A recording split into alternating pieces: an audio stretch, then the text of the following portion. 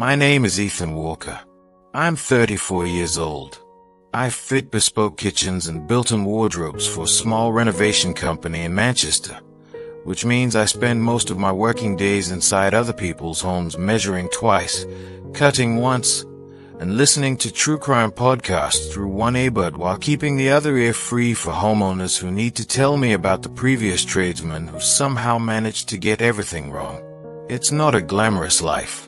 It's a precise one, and precision suits me. I'd been with Sophie Bennett for nearly 3 years. We ended things in April on a quiet Sunday afternoon with a particular kind of civility that exists when two people have simply stopped growing in the same direction. There wasn't a dramatic argument, no betrayal, no scandal, just two people sitting across from each other in a small rented flat, admitting something neither of them wanted to say aloud. She told me she felt would become comfortable but stagnant. I told her I thought she might be right. We sat with that truth for a while. Then she cried. I didn't. Not because I didn't care. Sometimes the deepest hurt arrives too quietly for tears. I drove home afterwards, poured myself a bowl of cereal at 10 o'clock at night, and sat alone in my flat listening to the silence. It's strange how quiet the right decision can feel. That was 8 months before Margaret Bennett called me on a Thursday afternoon in December. Margaret was Sophie's mother.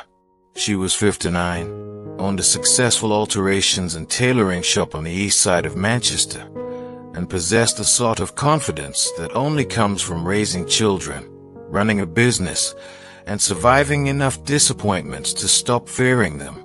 She spoke directly, made decisions quickly, and never wasted words.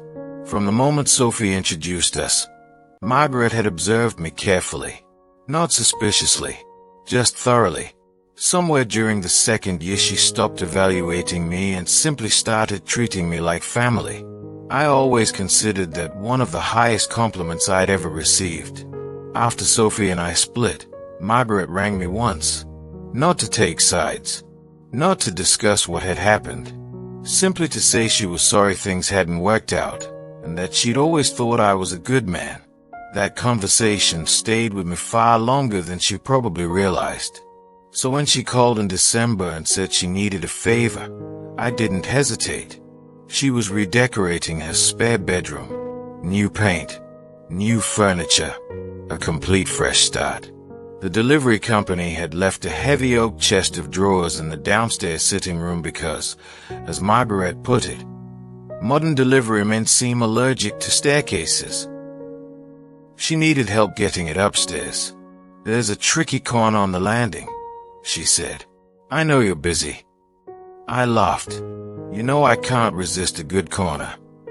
That's exactly why I rang you, she replied. I told her I'd be there Saturday morning. At the time, I thought I was simply helping an old friend. I told myself that several times over the next 2 days. By Saturday morning, I'd repeated it often enough to realize I was trying a little too hard to believe it. Still, I drove over. It was a cold Manchester morning, the sort where the frost seems determined to stay all day. Margaret's front path had been cleared perfectly. Of course it had.